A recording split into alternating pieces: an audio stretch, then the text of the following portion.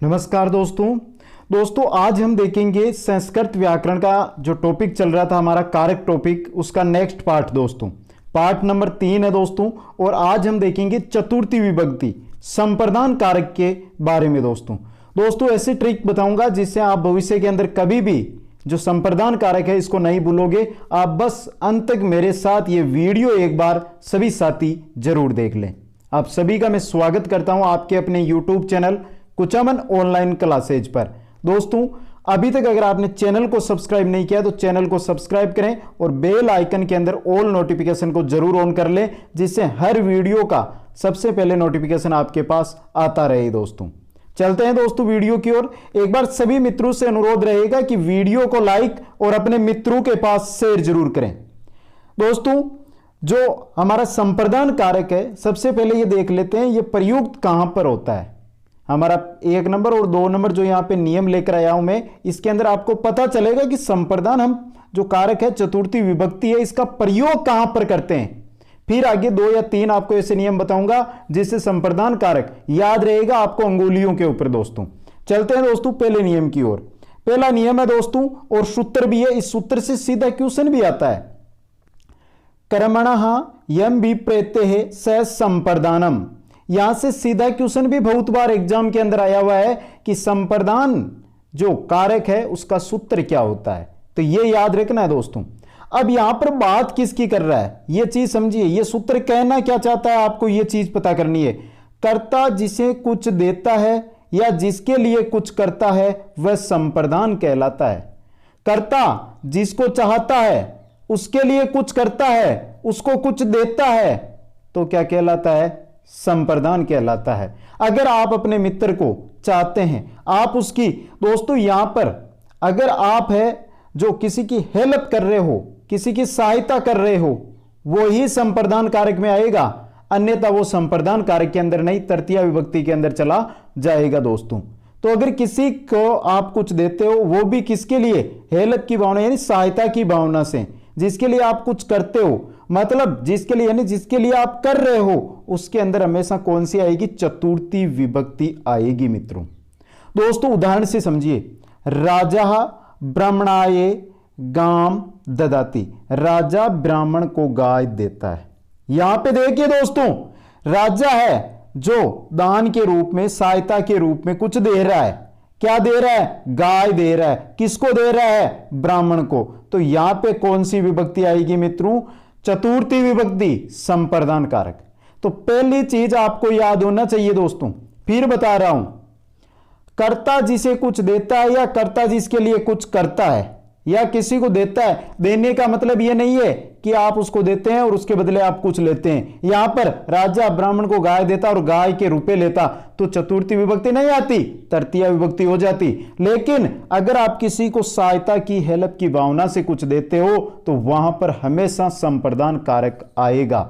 आएगा किसमें, राजा में नहीं आएगा, नहीं जो वस्तु दे रहे हो उसमें आ रहे हो, जिसको दे रहे हो उसके अंदर हमेशा चतुर्थी विभक्ति प्रयुक्त होगी। दोस्तों जिस प्रकार हमने यहां पे ब्रह्मणाय के अंदर प्रयुक्त की है।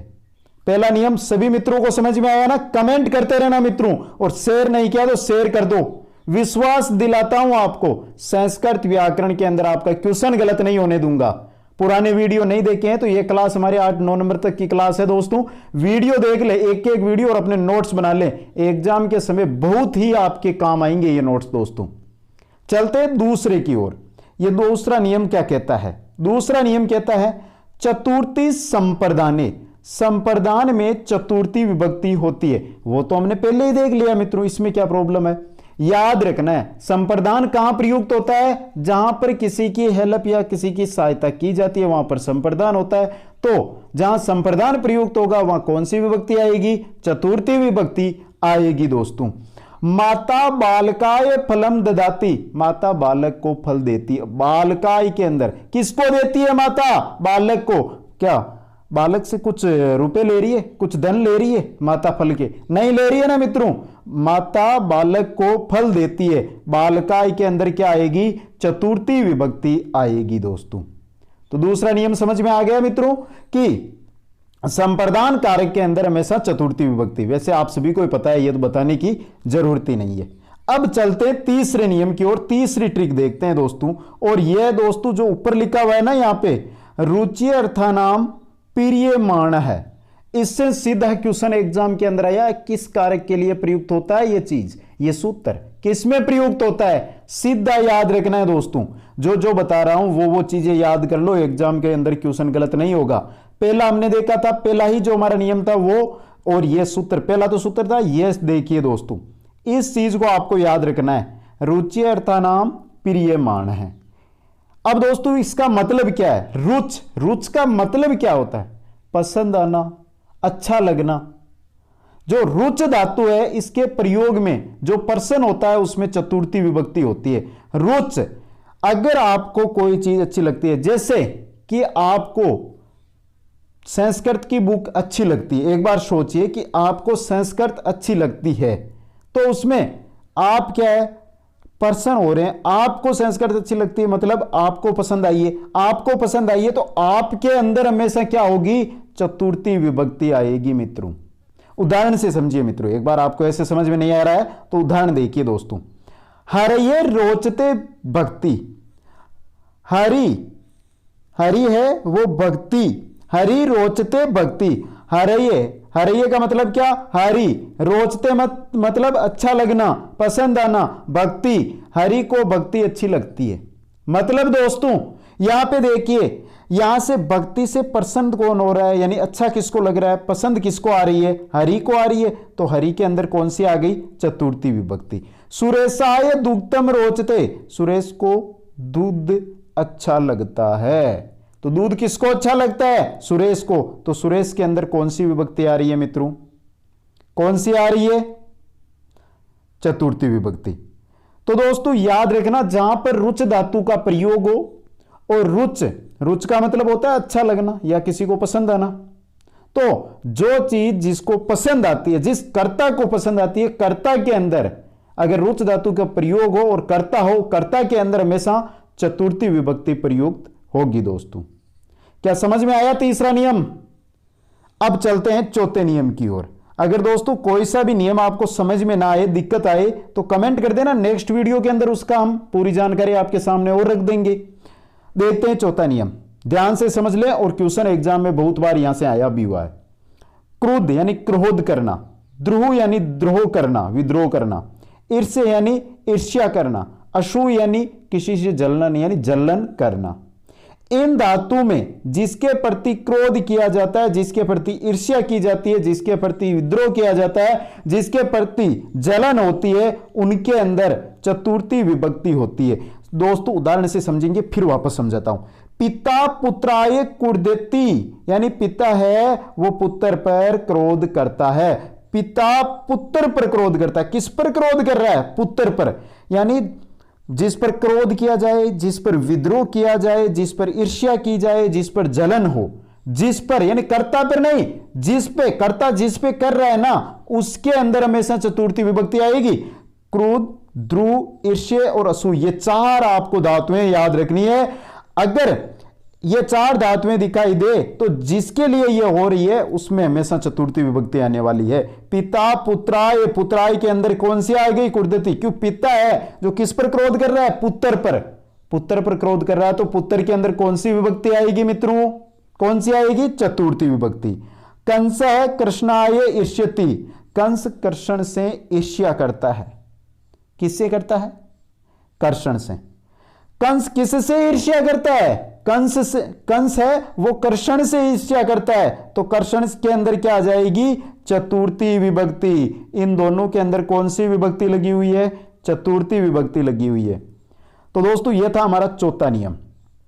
क्रोध, द्रोह, ईर्ष्या, असूय, ये चार धातुएं, इनके अंदर हमेशा चतुर्थी विभक्ति प्रयुक्त होगी, इनके योग में चतुर्थी विभक्ति प्रयुक्त होगी। और यह कर्ता जिसके लिए ये चीजें करेगा, चाहे क्रोध करे, चाहे ईर्ष्या करे, चाहे द्रोह करे, चाहे असूय करे, इनके अंदर हमेशा जिसके लिए कर्ता करेगा उसके अंदर ही चतुर्थी विभक्ति आएगी मित्रों। यह था चौथा नियम।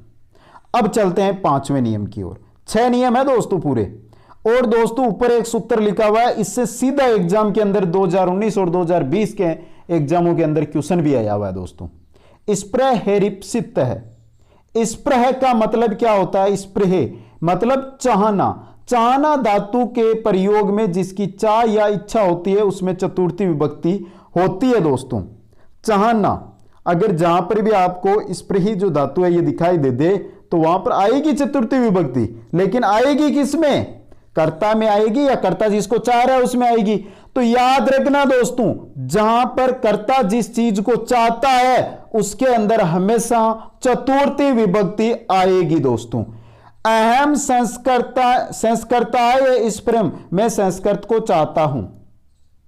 रमा पुष्पे स्प्रियति, रमा पुष्प को चाहती है, यानी रमा फूलों को चाहती है। तो यहां पर देखिए मैं किसको चाह रहा हूं? संस्कृत को। तो संस्कृत में क्या कौन सी विभक्ति लगी हुई है मित्रों? संस्कृत के अंदर कौन सी विभक्ति लगी हुई है? कौन सी लगी हुई है? चतुर्थी विभक्ति। रमा पुष्पे स्प्रियति, यानी रमा फूलों को चाहती है। तो यहां पे रमा किसको चाह रही है? फूलों को, पुष्पे। तो इसके अंदर कौन सी है? दोनों के अंदर चतुर्थी विभक्ति है। तो पांचवा नियम मित्रों समझ में आया होगा कि जहां पर चाहना धातु का प्रयोग हो और जिस कर्ता जिसको चाहता हो, कर्ता जिस चीज को चाहता हो उसके लिए हमेशा चतुर्थी विभक्ति का प्रयोग होगा दोस्तों। यह था पांचवा। और अंतिम नियम क्या कहता है? इंपॉर्टेंट नियम, अंतिम नियम की ओर चलते हैं दोस्तों। ध्यान से समझ ले, यह नियम इंपॉर्टेंट है। नमः स्वस्ति स्वाहा सौधा लवष्ट योगाच। समझिए दोस्तों, नम स्वस्ति स्वाहा स्वधा अलम वषट, इन शब्दों के योग में हमेशा चतुर्थी विभक्ति का प्रयोग होगा। अब होगा किसमें? गणेशाय नमः, तुभ्यम स्वस्ति, बालकाय स्वस्ति, बालक का कल्याण हो, तुम्हारा कल्याण हो, गणेश को नमस्कार। इनके अंदर दोस्तों याद रखना, अगर ये चीजें आपको नमः स्वस्ति स्वा स्वदा अलम वषट ये 6 धातुएं जहां पर दिखे तो उनके अंदर हमेशा, जैसे गणेशाय नमः, नमः मिल रही है आपको तो गणेशाय में हमेशा चतुर्थी विभक्ति होगी। स्वस्ति, यहां पे देखिए स्वस्ति दिखाई दे रही है, तुभ्यम के अंदर हमेशा चतुर्थी विभक्ति होगी। स्वस्ति दिखाई दे रही है तो बालकाय के अंदर हमेशा, बालकाय के अंदर कौन सी विभक्ति होगी? चतुर्थी विभक्ति होगी। तो मित्रों ये थे हमारे चतुर्थी विभक्ति संप्रदान कारक के 6 नियम। एक बार फिर एक एक को मैं समझा देता हूं मित्रों, जिससे आपको आसानी से याद हो जाए। पहला नियम क्या कहता है? कर्ता जिसे कुछ देता है, कर्ता जिसके लिए कुछ करता है, हेल्प की भावना, सहायता की भावना से करता है, वहां पर कौन सी विभक्ति होगी? चतुर्थी विभक्ति या संप्रदान कारक वो कहलाएगा दोस्तों। यह पहला नियम था। दूसरा नियम हमारा फिर देखते हैं क्या कहता है? चतुर्थी संप्रदाने, चतुर्थी विभक्ति में हमेशा संप्रदान प्रयुक्त होगा। जहां कुछ दिया जाता है वहां पर संप्रदान कारक, सहायता की भावना से, और जहां संप्रदान कारक होगा वहां चतुर्थी विभक्ति। पहला और दूसरा समझ में आ गया मित्रों। चलते तीसरे की ओर। तीसरा है रुच धातु का जहां पर प्रयोग होगा, रुच धातु चाहना या अच्छा लगना जहां पर प्रयोग होगा वहां पर कर्ता में हमेशा चतुर्थी विभक्ति होगी। यहां पे देखिए दोस्तों, तो रुच धातु के योग में कर्ता में चतुर्थी विभक्ति होगी दोस्तों। अब चलते चौथे की ओर वापस। क्रोध, द्रोह, ईर्ष्या या असूय, इन 4 धातुओं के अंदर जिनके प्रति क्रोध, जिनके प्रति द्रोह, जिनके प्रति ईर्ष्या या जिनके प्रति जलन होगी उनके प्रति, उनमें कौन सी होगी? चतुर्थी विभक्ति। यहां पे देखिए पिता किस पर कर रहा है? पुत्राय। क्रोध किसके लिए हो रहा है? पुत्र के लिए। तो पुत्राय में कौन सी है? चतुर्थी विभक्ति। पांचवा नियम वापस देखते हैं। पांचवा नियम क्या कहता है? बहुत ही सिंपल है। स्प्री यानी चाहना, जहां पर चाहना धातु मिले वहां पर कर्ता जिस चीज को चाहे उसमें हमेशा चतुर्थी विभक्ति होगी। अहम संस्कृता है इस प्रेम, मैं संस्कृत को चाहता हूं तो संस्कृत, मैं किसको चाह रहा हूं? संस्कृत को। तो संस्कृत में क्या आएगी? चतुर्थी विभक्ति दोस्तों। और छठा नियम क्या कहता है? छठा नियम कहता है मित्रों, नमः स्वस्ति स्वाहा सौधा अलम वषट, इन शब्दों के योग में चतुर्थी विभक्ति होगी। ये 6 आपको जो शब्द दिए गए हैं, धातुएं दी गई है, शब्द है, ये धातुएं नहीं, इनको याद रखना है दोस्तों। इनमें हमेशा चतुर्थी विभक्ति है वो आएगी दोस्तों। तो एक बार सभी मित्र अब कमेंट करके बताओ कि संप्रदान कारक आपको याद हुआ या नहीं हुआ। वीडियो कैसा लगा यह भी कमेंट जरूर करना। आप सभी को बहुत बहुत धन्यवाद। जय हिंद, जय भारत।